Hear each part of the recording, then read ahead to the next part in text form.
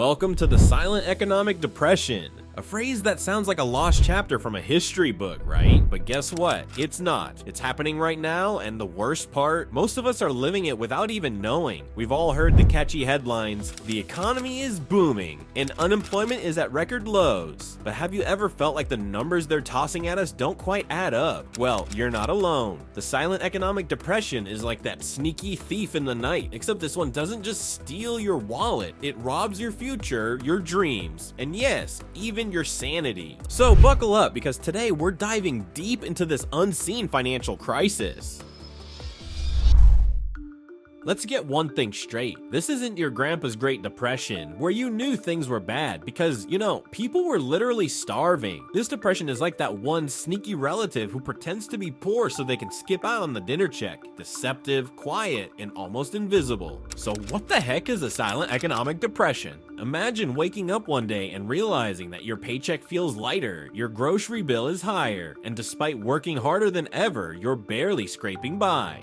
Sound familiar? That's because this depression isn't measured in breadlines or bank runs. It's measured in the death of the middle class, stagnant wages, and the skyrocketing cost of living. We're talking about the kind of depression that sneaks up on you while you're distracted by TikTok dances and avocado toast. Here's a kicker. Did you know that over 60% of Americans are living paycheck to paycheck? That's not a typo, 60%. And I'm not talking about people making minimum wage. I'm talking about folks earning six figures who still can't get a financial breather. So, how did we get here? To understand this, we've got to rewind a bit. Think back to the 1970s. Back then, wages and productivity were best buddies, walking hand in hand, growing together like a beautiful economic love story. But then something happened. By the 1980s, wages were like, you know what? Productivity, you do you. I'm just gonna chill right here. And that's exactly what happened. Wages flatlined while productivity soared. Since 1979, productivity has jumped by over 60%, while average hourly compensation for the typical worker has only risen by 17.5%. That's like watching Usain Bolt sprint while you're stuck on a treadmill. One of you is getting somewhere and the other, not so much. Now, you might think, hey, at least prices aren't that bad. Oh, really? Think again. The cost of living is like that clingy ex who just won't go away, constantly showing up when you least expect it. Except this time, it's dragging inflation along as its wingman. Get this, since 1985, the cost of housing has shot up by over 200%, tuition up 400%, and healthcare a staggering 300%. If money had wings, it would have flown out of your wallet faster than you can say financial stability. But wait, it gets better. Remember when we talked about those six-figure earners living paycheck to paycheck? Yeah, well, the top 1%. They're doing just fine. In fact, their wealth has grown by over 300% in the past few decades. So while you're sitting there trying to decide between paying the rent or buying groceries, the rich are out there buying their third yacht. Must be nice, right? Now, I know what you're thinking. Okay, so the rich are getting richer, and the rest of us are, well, not. But how does this connect to a silent economic depression? Here's where it all ties together. This depression isn't about banks collapsing or the stock market crashing. It's about an entire generation that's financially stuck despite the economy's booming headlines. It's the kind of depression that creeps into your life, and not with a bang, but with a whimper. Let's talk about savings, if that word still exists in your vocabulary. Did you know that nearly 70% of Americans have less than $1,000 in savings? Yup, the rainy day fund most people have can't even handle a drizzle, let alone a storm. And if you think retirement will be your golden years, I've got bad news. Over 25% of Americans have no retirement savings at all, and many who do are still far behind where they need to be. It's like planning a vacation but realizing you only have enough for a bus ticket to the next town. But don't worry, the experts tell us it's all going to be okay because, well, stocks are up, right? But let's get real. What good is a record-breaking Dow Jones when your checking account is one Starbucks visit away from overdraft fees? Here's the deal, the stock market has been living its best life, growing by over 100% in the last decade. Meanwhile, median household income has barely budged. So while the financial elites pop champagne over their market gains, the rest of us are stuck with the financial hangover. And let's not forget debt, the modern day ball and chain. The average American household carries over $90,000 in debt, from credit cards to student loans. We're drowning in debt while being told to keep our heads above water. It's like trying to swim with concrete shoes. Good luck with that. So what's the takeaway here? We're living in an economic paradox where everything seems fine on the surface, but underneath there's a financial rot that's slowly eating away at our economic foundation. This is the silent economic depression, quiet, hidden, and extremely dangerous. Let's talk about jobs. Not just any jobs, but the kind of jobs that have you glued to your desk, tied to your phone, and chained to your email. Remember the time when a 9 to 5 actually meant you could clock out at 5?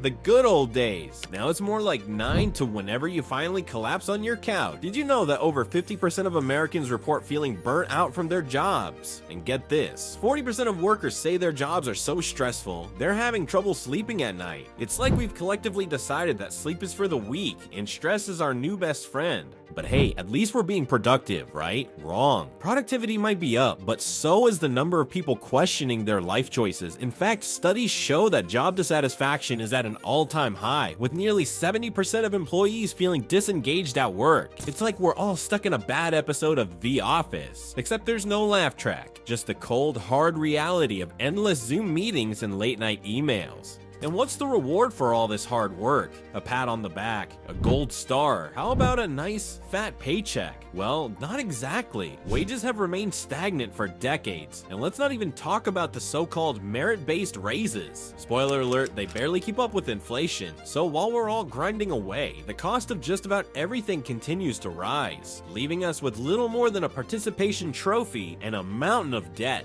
Now, let's shift gears and talk about home ownership, the so-called American dream. Yes, the white picket fence, the neatly trimmed lawn, the crippling mortgage that keeps you up at night. Wait, that last part wasn't in the brochure, was it? Here's the deal, home ownership used to be a sign that you'd made it, but in today's world, it's more like a game of Monopoly, where the only properties you can afford are the ones no one else wants. Since the 1980s, the cost of buying a home has increased by over 200%, while median incomes have barely budged. It's no wonder that the home ownership rate for millennials is nearly 8% lower than it was for baby boomers at the same age. But don't worry, the experts say renting is the new owning, sure, because nothing says financial security like paying someone else's mortgage while your rent skyrockets year after year. Let's talk about renting for a second. Did you know that nearly 50% of renters spend more than 30% of their income on housing? And here's the kicker, over 25% are spending more than half their income just to keep a roof over their heads. That's like trying to run a marathon with a boulder strapped to your back. It's exhausting, unsustainable, and no one's giving out medals at the finish line. So, what do? We cut corners, we budget, we try to save a little here and there, but the truth is, for many people, it's not enough. Retirement, it feels more like a fantasy than a reality. In fact, the average 401k balance for those nearing retirement is only about $200,000. Sounds like a lot? Well, consider this. Most experts agree that to retire comfortably, you'll need at least $1 million. Yeah, you heard that right, $1 million. So unless you're planning on eating ramen noodles and living in a cardboard box, retirement might just have to wait forever. But let's not get too hung up on retirement. After all, who needs retirement when you've got gig work, right? Welcome to the gig economy, where job security is as stable as a Jenga tower in an earthquake. Gig work was supposed to be the future, a flexible, liberating way to make a living, and for some, it is, but for many, it's just another way to stay afloat in a world that's increasingly unaffordable. Nearly 36% of the US workforce is involved in the gig economy, and while some are making a decent living, a large portion are struggling to make ends meet. With no benefits, no job security, and no retirement plan, it's like working on a tightrope without a safety net. Let's break down the numbers. The median income for gig workers is just $24,000 a year, and that's before taxes, before expenses, before the reality of living in an economy where even a visit to the doctor can set you back a few $100. It's no wonder that more than half of gig workers say they're financially insecure. And if you think education is the ticket out of this mess, well, I've got some news for you. Student loan debt is like the gift that keeps on giving, except this gift comes with monthly reminders that you owe the government a small fortune. Americans owe over $1.7 trillion in student loan debt. That's trillion with a T. And the average graduate is walking off the stage with a diploma in one hand and nearly $30,000 in debt in the other. But hey, it's all worth it for that high-paying job, right? Except that the average starting salary for a college grad is only around $55,000. After taxes, rent, groceries, and loan payments, what's left? Maybe just enough to buy a coffee to cry into. So here we are in the thick of the silent economic depression. It's a slow, creeping crisis that's affecting millions of people, day in and day out. And the worst part, it's so insidious that many don't even realize they're in it until it's too late. The silent economic depression isn't just about money, it's about our collective mental health. As financial pressures mount, so do stress levels, anxiety, and depression. Nearly 1 in 5 adults in the US report struggling with mental health issues, and the number is rising. Financial stress is one of the leading causes of these issues, creating a vicious cycle where money problems lead to mental health problems, which then make it even harder to manage money. Here's a staggering statistic. Over 60% of Americans report feeling anxious about their financial situation, and 72% say they feel stressed about money at least once a month. It's like a constant gnawing worry that never goes away, no matter how much you try to ignore it. But this isn't just about feeling bad. Financial stress has real physical consequences. It's been linked to a range of health issues, from high blood pressure to heart disease. It's no exaggeration to say that financial stress can literally take years off your life. So what's the solution? How do we break free from this silent depression? The truth is, there's no easy answer. It's a complex problem that requires complex solutions. Solutions that involve policy changes, societal shifts, and yes, personal responsibility. But one thing is clear. The first step is acknowledging that this depression exists, that it's real, and that it's affecting millions of lives. So let me ask you, do you feel it? Do you feel the weight of this silent economic depression in your own life? Do you see it in your friends, your family, your community? If you do, you're not alone. And while the road ahead might be tough, the first step towards change is recognizing the problem. We can't fix what we refuse to see. Thank you for watching. Stay aware, stay informed, and most importantly, stay hopeful. Together we can navigate this crisis, silently but with strength.